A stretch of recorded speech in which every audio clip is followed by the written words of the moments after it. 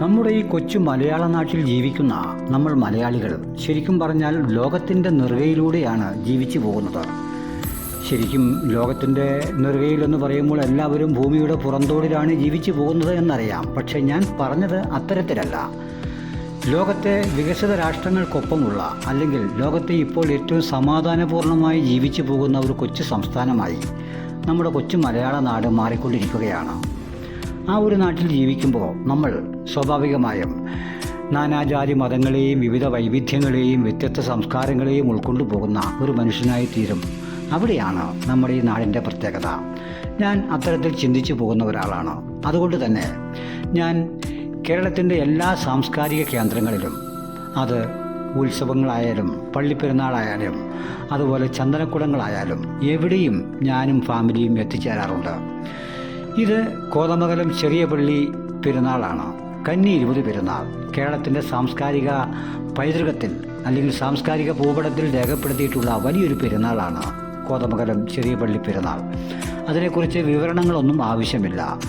ബസേലിയസ് ബാബയുടെ ഈ പെരുന്നാൾ ആഘോഷം ഞങ്ങളും ആഘോഷിക്കാൻ തന്നെ തീരുമാനിച്ച് കൊച്ചുമകനും ഭാര്യ മാതാവും ഞാനും കൂടി വൈകുന്നേരം പുറപ്പെട്ടു. 20 പെരുന്നാളിൻ്റെ ഫൈനൽ ദിവസം ചെന്നാൽ അങ്ങോട്ടേക്ക് വാഹന സൗകര്യങ്ങളൊന്നും കടത്തിവിടില്ല. അതുകൊണ്ട് തന്നെ 2 ദിവസം മുൻപേ തന്നെ ഞങ്ങൾ പുറപ്പെട്ടു. എന്നാലും 10 ദിവസം മുമ്പേ അവിടെ ആഘോഷം തുടങ്ങും. അതിനുശേഷം 1 മാസം കഴിഞ്ഞാൽ പോലും അവിടുത്തെ തിരക്കുകൾ തീരുകയുമില്ല. അതാണല്ലോ കോതമംഗലം പെരുന്നാളിൻ്റെ പ്രത്യേകത. ഈ കാണുന്ന ആണ് ചെറിയ പള്ളി. വലിയ പള്ളി ഇതിൻ്റെ അഭിമുഖമായി മറ്റൊരിടത്താണ്.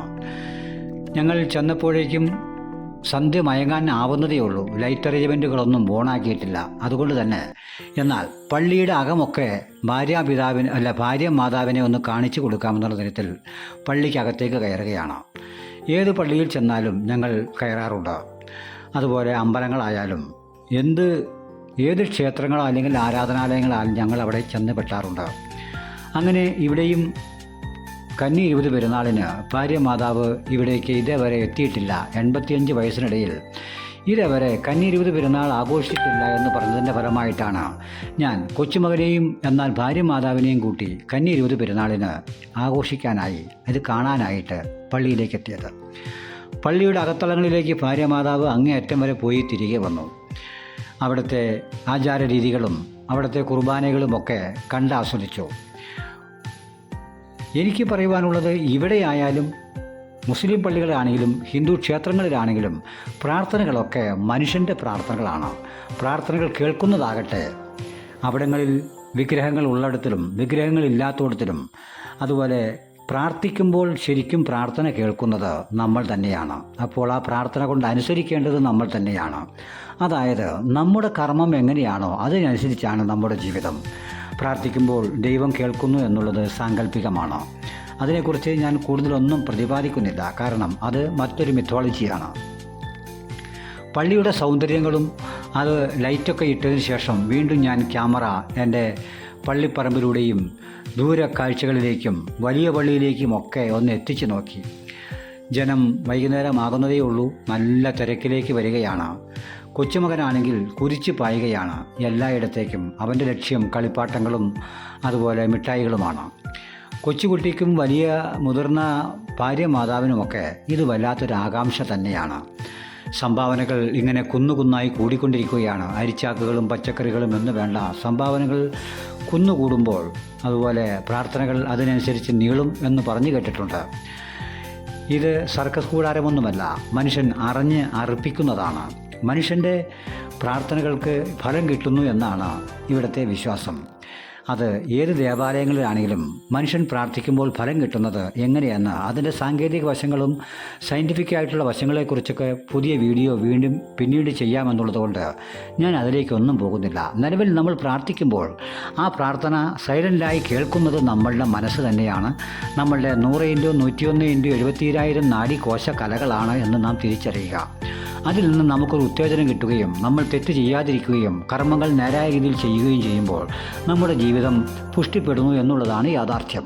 ഒറ്റ വാക്കിൽ ഇത്രയും പറഞ്ഞു നിർത്തട്ടെ. കളിപ്പാട്ടങ്ങളുടെ മേഖലയിലേക്ക് കൊച്ചുമകനും ഭാര്യ മാതാവും ഒക്കെ ആയിട്ട് ഇറങ്ങിത്തിരിക്കുകയാണ്. പള്ളിയെല്ലാം കണ്ടതിന് ശേഷം പ്രത്യേകിച്ച് വിഗ്രഹങ്ങളോ ഒന്നുമില്ലല്ലോ. മുസ്ലിം പള്ളികളിലും ക്രിസ്ത്യൻ പള്ളികളിലും വിഗ്രഹങ്ങളില്ല. അവർ ഏകദൈവ വിശ്വാസികളാണ്. പക്ഷേ ക്രിസ്ത്യാനികൾ ദൈവപുത്രനെയാണ് ആരാധിക്കുന്നത് എന്നൊക്കെ നമുക്കറിയാം. അതിനെക്കുറിച്ചൊക്കെ പറയുമ്പോൾ 1000 നാവുമായി ഞാൻ വരും. പക്ഷേ ഞാൻ അതിലേക്ക് കടക്കുന്നില്ല, അറിയാതെ വന്നു പോവുകയാണ്. കൊച്ചിയർക്കൻ ആദ്യം തന്നെ എറിയുമ്പോൾ തെളിയുന്ന ലൈറ്റുള്ളൊരു ബോൾ വാങ്ങി കയ്യിലാക്കി. അതിനുശേഷം പള്ളി അങ്കണവും ഒക്കെ ഇങ്ങനെ വീണ്ടും വീണ്ടും ചുറ്റിക്കറങ്ങുകയാണ്. അപ്പോൾ അവനക്ക് ദൂരെ കാണുന്ന വലിയ പള്ളിക്ക് മുൻപിൽ സ്ഥാപിച്ചിട്ടുള്ള അവിടുത്തെ അമ്യൂസ്മെൻറ്റ് പാർക്കിലേക്ക് പോകണമെന്നൊരാഗ്രഹം. ഞാൻ പറഞ്ഞു, മകനെ, ഇന്നിപ്പോൾ നമ്മൾ ഈ തിരക്കിലേക്ക് പോയി കഴിഞ്ഞാൽ നമ്മളുടെ വണ്ടി എടുക്കാൻ പോലും നമുക്ക് കഴിയാതെ വരും. അതുകൊണ്ട് നമുക്ക് അടുത്ത പ്രാവശ്യം പെരുന്നാളിന് വരുമ്പോൾ അവിടെ നിന്ന് തുടങ്ങാമെന്ന് പറഞ്ഞ് അവനെ സമാധാനിപ്പിച്ച് പള്ളിയുടെ അലങ്കാരങ്ങളും അലങ്കാര ദീപങ്ങളും വർണ്ണാഭമായ കാഴ്ചകളും സൗന്ദര്യങ്ങളുമൊക്കെ ആവോളം നുകരുകയാണ്. എന്നെ സംബന്ധിച്ച് ഈ ആരവങ്ങൾ നിങ്ങളെ കേൾപ്പിക്കണമെന്നുണ്ട്. പക്ഷേ അത് വീഡിയോയ്ക്ക് ഒരു അലോസരമാവുകയും ചിലപ്പോൾ കോപ്പിറൈറ്റ് വരാൻ ചാൻസ് ഉള്ളതുകൊണ്ടും മ്യൂസിക്കുകൾ കോപ്പിറൈറ്റിന് ഇടയാകുന്നത് കൊണ്ടുമാണ് ഞാൻ മ്യൂസിക്കുകൾ ഒഴിവാക്കിയത്. പള്ളിയിലുള്ള ചെണ്ടമേളങ്ങളുമൊക്കെ ഉണ്ട്. പക്ഷേ ചെണ്ടമേളം നമ്മൾ ഉദ്ദേശിച്ച തരത്തിൽ അത്ര കൊഴുപ്പാകുന്നില്ല. ഞാനും ഒരു ചെണ്ടമേളക്കാരനായിരുന്നു. കാലങ്ങൾക്ക് മുമ്പേ അമ്പലത്തിലൊക്കെ ഉത്സവങ്ങൾക്ക് ചെണ്ടമേളത്തിന് പോകുമായിരുന്നു. ചെണ്ട ഇന്ന് എൻ്റെ വീട്ടിൽ ഭദ്രമായിട്ട് ഇരിപ്പുണ്ട്. രണ്ടാമതും വട്ടമൊക്കെ കെട്ടി 15,000 രൂപ മുടക്കി ചെണ്ടയൊക്കെ ഇന്നും എൻ്റെ കയ്യിലുണ്ട്. പക്ഷേ ഞങ്ങൾ ചെറുവട്ടൂരിൽ നിന്നും മാറിയതുകൊണ്ട്, ഞാൻ മൂവാറ്റുപുഴ സെൻട്രൽ സെറ്റിൽ ചെയ്തതുകൊണ്ട് ആ ഒരു ഗ്യാങ് നഷ്ടപ്പെടുകയും ജോലി തിരക്കുമുള്ളതുകൊണ്ട് ചെണ്ടമേളം നിന്നുപോയി. പക്ഷേ ഇനി എൻ്റെ ആശാൻ തൃക്കാരമ്പലത്തിലെ കൊട്ടുകാരൻ പ്രഭാകരൻ മാഷാണ്. അദ്ദേഹം ഇടയ്ക്കിടയ്ക്ക് വിളിക്കുന്നുണ്ട്. ഇടയ്ക്ക് കൈയൊക്കെ ഒന്നും മറക്കാതെ ഒന്ന് പ്രാക്ടീസ് ചെയ്യണമെന്ന് പറയാറുണ്ട്. കുറച്ച് കഴിഞ്ഞ് വേണം അതും ഒന്ന് പ്രാക്ടീസ് ചെയ്തെടുക്കണമെന്നുള്ള ആഗ്രഹത്തിലാണ് ഞാൻ. ചെണ്ടമേളം അത്ര ഗുണമായില്ല എന്ന് പറയാൻ കാരണം അവിടെ ആളുകൾ വളരെ കുറവായിരുന്നു, അംഗങ്ങൾ കുറവായിരുന്നു. അങ്ങനെ ഭാര്യ മാതാവും ഞാനും കൊച്ചുമോനും കൂടി യഥേഷ്ടം ചുറ്റിക്കറങ്ങുകയാണ്. കുറച്ച് പർച്ചേസും കാര്യങ്ങളൊക്കെ എവിടെ കണ്ടാലും വാങ്ങുമല്ലോ.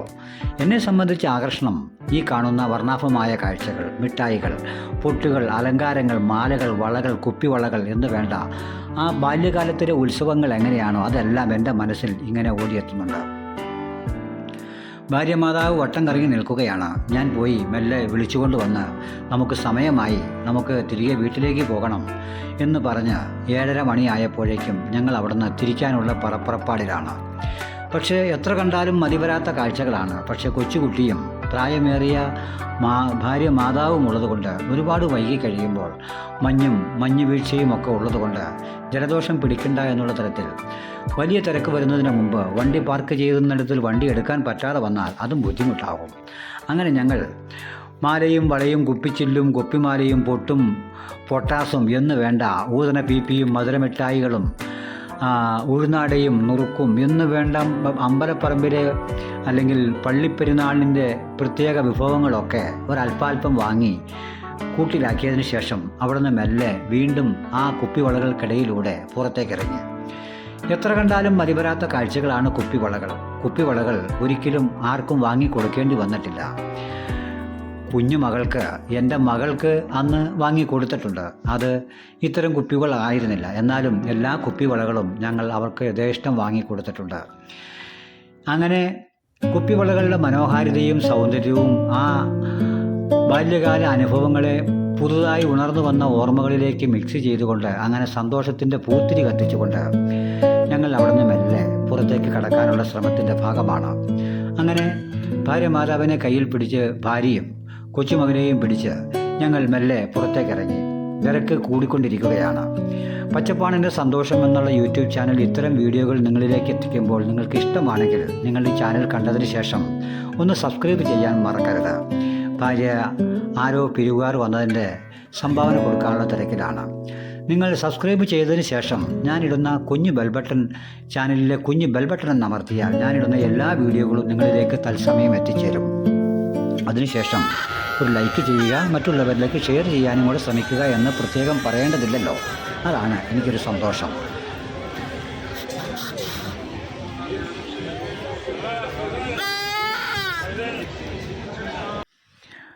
ഇത്തരത്തിലുള്ള ഓലപ്പീപ്പിയും ഒക്കെ പണ്ട് അന്ന് ഈറ്റ കൊണ്ടുണ്ടാക്കിയ പീപ്പി ആയിരുന്നെങ്കിൽ ഇന്ന് പ്ലാസ്റ്റിക്കിൻ്റെ പീപ്പിയാണ്. അത് കണ്ടപ്പോൾ എനിക്കാണ് ആദ്യമേ കൊതിയായത്. ഭാര്യ പറഞ്ഞു, ഓടിപ്പിടിച്ച് മേടിച്ചോ. ബലൂണും പീപ്പിയും മേടിച്ച് കൊച്ചുമകന് ആ ഓർമ്മ പുതുക്കി ഞങ്ങൾ കൊടുത്തു. ഇത് വളരെ അപൂർവം പന്തലുകളിലും കല്യാണം അല്ലാത്ത ഉത്സവങ്ങളിലാണ് ഇപ്പോൾ കാണാറുള്ളൂ. പുതിയ പുതിയ ബലൂണുകളും കാര്യങ്ങളിലേക്കുമൊക്കെ മാറിക്കഴിഞ്ഞു. നമ്മുടെ കാലത്ത് കൊച്ചു ബലൂൺ ഈർക്കിളിയിൽ കെട്ടിയ ബലൂണായിരുന്നു, ഈറ്റക്കമ്പിൽ കെട്ടിയ ബലൂൺ. അതൊക്കെ അന്യം നിന്നുപോയി. ഈ കാണുന്ന ബലൂണിൻ്റെ ചെറുത്. അങ്ങനെ ഞങ്ങൾ അവനാവശ്യമുള്ള സാധനങ്ങളൊക്കെ വാങ്ങി, അതിൽപ്പം മധുരവുമൊക്കെ വാങ്ങി പള്ളിയെ ഒന്നുകൂടി കവർ ചെയ്തുകൊണ്ട് ഞങ്ങൾ പച്ചപ്പാണിൻ്റെ സന്തോഷം എന്ന യൂട്യൂബ് ചാനൽ ഇന്നത്തെ കാഴ്ചകളും വിശേഷങ്ങളും അവസാനിപ്പിച്ചുകൊണ്ട് ഞങ്ങൾ വീട്ടിലേക്ക് തിരിക്കുകയാണ്. ഞാൻ ആദ്യമേ പറഞ്ഞതുപോലെ പച്ചപ്പാണിൻ്റെ സന്തോഷം നിങ്ങൾക്ക് ഇഷ്ടപ്പെട്ടു എന്ന് വിചാരിക്കുന്നു. ഇഷ്ടപ്പെടാത്തവർക്ക് ലൈക്ക് ചെയ്തു പോകാം. അങ്ങനെ ഇഷ്ടപ്പെട്ടവർ എന്നെ സപ്പോർട്ട് ചെയ്യുകയും സഹകരിക്കുകയും ചെയ്ത എൻ്റെ മുഴുവൻ നല്ലവരായ പ്രേക്ഷകർക്ക് പച്ചപ്പാണിൻ്റെ സന്തോഷത്തിൻ്റെ നന്ദിയും കടപ്പാടും അറിയിച്ചുകൊണ്ട് കോതമംഗലം കന്നി 20 പെരുന്നാൾ ഈ കൊല്ലത്തെ ആഘോഷം പൂർത്തിയാക്കി ഞങ്ങൾ വീട്ടിലേക്ക് മടങ്ങുകയാണ്. എന്നെ കാണുകയും കേൾക്കുകയും ചെയ്ത നിങ്ങൾക്കേവർക്കും ഒരിക്കൽ കൂടി നന്ദി പറഞ്ഞുകൊണ്ട് നിർത്തട്ടെ. Good bye.